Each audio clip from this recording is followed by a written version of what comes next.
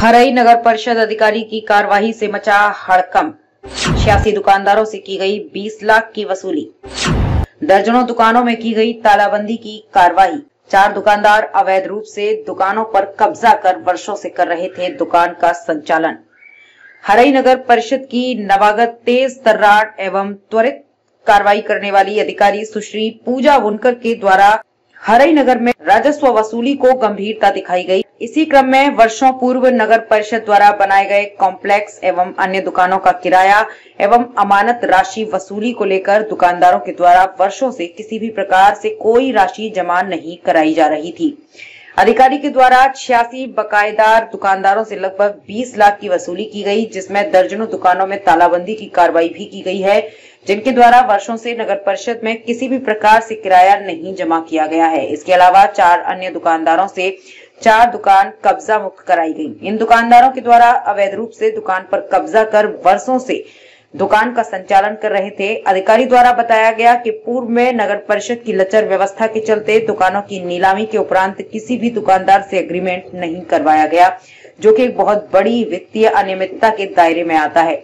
हरई नगर परिषद अधिकारी द्वारा बताया गया कि सभी बकायादार दुकानदारों को नोटिस दे दिए गए हैं। एक समय सीमा पर बकाया भुगतान जमा नहीं होने पर अन्य दुकानों में भी तालाबंदी की कार्रवाई की जाएगी।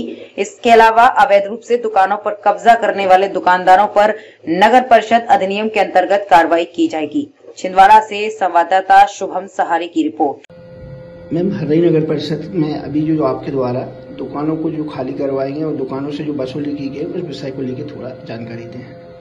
नगर परिषद हरई में मैंने अपनी ज्वाइनिंग के उपरांत संज्ञान में ऐसा आया कि यहाँ पे जितनी भी दुकानें, लगभग हमारे पास 87 दुकानें निकाय के स्वामित्व की, उसमें से अधिकांश लोगों ने अभी तक की, कुछ लोगों ने प्रीमियम की राशि जमा नहीं करी थी, कुछ लोगों ने जब से दुकान पे वो स्वामित्व बनाकर के बैठे हुए तब से उन लोगों ने किराया भी नहीं दिया हुआ था।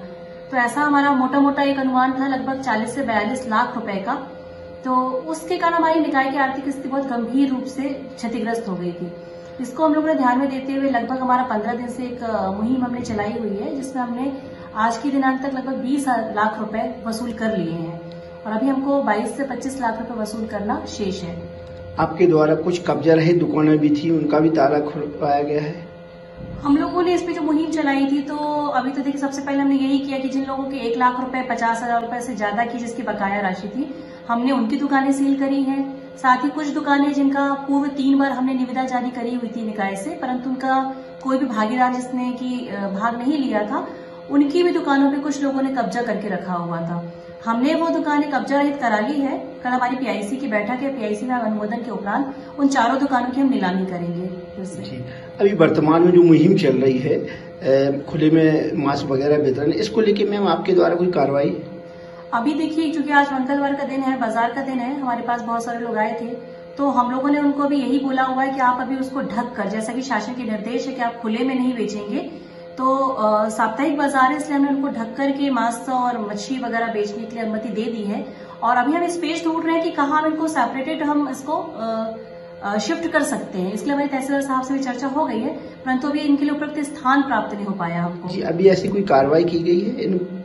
जी, अभी हम लोगों ने 3 दिन पहले जो कार्रवाई की थी कि जो लोग खुले पे मछली, मटन और मुर्गे वगैरह बेच रहे थे, उनका हमने विनिष्टीकरण भी किया है, उनका सामान वहां से उठवाया है, उनको समझाइश दी है कि अब चूंकि शासन के निर्देश प्राप्त हमको हो चुके, तो हम खुले में इस तरीके का कोई भी कृत्य नहीं करेंगे। जी मैम, आपका नाम?